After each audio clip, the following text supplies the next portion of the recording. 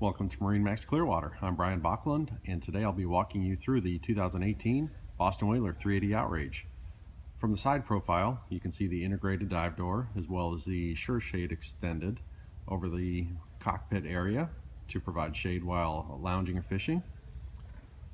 This boat is powered by triple 350 horsepower Mercury Verado engines with joystick piloting. Boarding the vessel, you'll see the 60-gallon live well in the rear with large cockpit area. Showers by both the rear transom door and dive door. Entering the cockpit, you'll see the integrated seating, which Boston Whaler is known for. And when not needed, it simply folds up and stows away to open up the cockpit for fishing.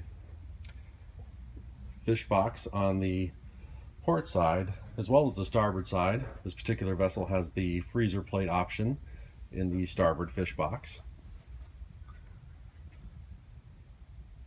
Leaning post with summer kitchen options, so that includes a grill, additional live well, sink, and you can see the leader and tackle storage as well as down below. Moving forward